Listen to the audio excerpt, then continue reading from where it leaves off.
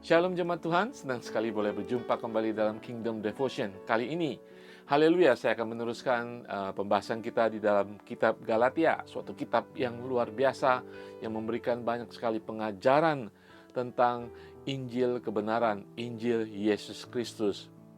Minggu lalu saya berbicara tentang bagaimana Paulus berbicara untuk kita tidak menyenangkan manusia, tidak mencari perkenanan manusia, tetapi perkenanan Allah. Nah, hari ini Paulus melanjutkan bahwa untuk kita menyenangkan hati Tuhan, kita harus mengikuti Injil Tuhan. Ya, Injil, pewahyuan, perenungan hanya dari Tuhan sendiri, bukan dari manusia. Nah, di sini Paulus menantang kita mengenai iman kita. Apakah kita mendengarkan manusia untuk menyenangkan manusia, atau hanya tetap pada firman Tuhan untuk kita menyenangkan hati Allah. Haleluya saudara sekalian, Injil hari ini kita baca dari Galatia 1 ayat 11 dan 12. Sebab aku menegaskan kepadamu saudara-saudaraku bahwa Injil yang kuberitakan itu bukanlah Injil manusia. Karena aku bukan menerimanya dari manusia dan bukan manusia yang mengajarkannya kepadaku, tetapi aku menerimanya oleh pernyataan Yesus Kristus. Haleluya. Paulus di sini menyatakan aku menerimanya, yaitu Injil, kabar baik itu dari pernyataan Yesus Kristus. Saudara, hari-hari kita mengikuti Tuhan, kita harus tahu bahwa firman Tuhan hanya berasal dari Tuhan, dari Allah. Dia bisa berbicara melalui Alkitab, dia berbicara melalui hati kita, karena roh Allah dalam kehidupan kita. Nah, di sini Paulus ingin memberikan bukti bahwa dia menerima Injil itu dari Tuhan sendiri. Kalau kita baca semua surat-surat Rasul Paulus merupakan penulis 2/3 daripada perjanjian baru. Kalau kita mengerti Injil, kabar baik, kabar keselamatan dari Paulus, kita tahu dia menerima sesuatu dari Tuhan. Firman itu turun atas kehidupan Paulus sendiri. Buktinya adalah ketika dia sendiri yang waktu itu menganiaya orang percaya. Ketika Tuhan menjamah dia, kejadian di jalan di Damaskus, jalan lurus, kita tahu Tuhan menangkap Paulus.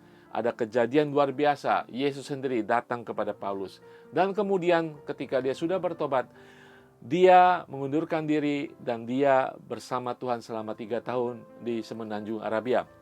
Disitulah kita tahu menurut firman Tuhan, menurut sejarah Alkitab, dia menerima pernyataan Yesus Kristus. Saudara, sehingga apa yang dituliskan Rasul Paulus, kita tahu bahwa Rasul Paulus tidak hidup bersama Tuhan Yesus, para murid yang hidup bersama Tuhan Yesus. Dia bisa mengerti Injil keselamatan, dia mengerti kabar baik. Haleluya, Injil kasih karunia. Dia mengerti apa yang dikatakan Yesus, akulah jalan, kehidupan, dan kebenaran. Dia bisa mengerti itu semuanya. Saya percaya, kita harus percaya bahwa Yesus, Tuhan sendiri yang memberikan pewahyuan buat Paulus sehingga dia bisa mengatakan, aku menerima Injil oleh pernyataan Yesus Kristus langsung dari Tuhan sendiri.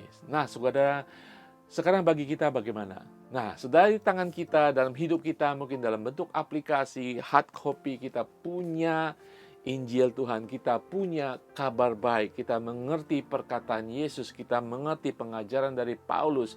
Inilah Injil Tuhan, saudara. Mari kita selalu berpedoman, meneladani apa yang ada di sini. Ya, selain tertulis yang sudah dibuatkan sekian ratus tahun lalu, Roh Kudus masih berbicara kepada kita. Amin. Tuhan masih mau berbicara kepada kita. Jangan kita menyenangkan manusia. Jangan kita menyembah kepada manusia dengan pengajaran seseorang. Oh, dia lagi tren. Oh, dia lebih masuk akal. Saudara, akal kita tidak ada apa-apanya. Mari kita memiliki pikiran Kristus yang akan membimbing kita mengetahui yang baik dan benar, mengetahui Injil palsu, Injil Tuhan. Dan kita akan berjalan dalam kehidupan iman yang semakin tinggi dan dalam kehidupan yang akan memberkati banyak orang. Satu firman Tuhan saya tutup. 2 Timotius pasal ketiga ayat 16 dan 17. Segala tulisan yang diilhamkan Allah memang bermanfaat untuk mengajar, untuk menyatakan kesalahan, untuk memperbaiki kelakuan, dan untuk mendidik orang dalam kebenaran. Dengan demikian, tiap-tiap manusia, kepunyaan Allah diperlengkapi untuk setiap perbuatan baik. Firman Tuhan, hikmat Allah datangnya dari Allah, diilhami oleh Allah untuk kita melakukan kebaikan. Pertama kita harus dikoreksi, pertama kita harus merubah karakter kita, dan kemudian kita diajar untuk melakukan kebaikan. Itu adalah firman Allah yang diilhami oleh Allah sendiri untuk kebaikan kita semuanya. Paulus menegaskan sekali lagi hari ini untuk kita menerima firman dari Allah saja, bukan dari manusia. Injil ini adalah dari Allah. Mari kita berpedoman pada ini. Haleluya. Saya akan berdoa. Bapa di surga, terima kasih Tuhan Yesus, di tengah-tengah zaman yang sudah modern, di mana kami bisa mengakses semua sumber-sumber daya kehidupan rohani, pengajaran-pengajaran, bahkan teologi-teologi, doktrin-doktrin Tuhan. Tapi kami mau hanya daripada Engkau Tuhan. Firman-Mu hari ini menegaskan bahwa semua firman Tuhan diilhami oleh Engkau sendiri Tuhan. Tuhan, kami memiliki Alkitab, kami memiliki kitab Tuhan. Ajar kami untuk memahami semua firman-Mu, yaitu nafas-Mu ini Tuhan, dan ajari kami Tuhan untuk mendengarkan suara-Mu Tuhan yang masih berbicara dalam kehidupan kami. Agar kami boleh dikoreksi, diperbaiki Tuhan, karakter kami, kehidupan kami Tuhan, untuk kami melakukan pekerjaan baik bagi kerajaan surga.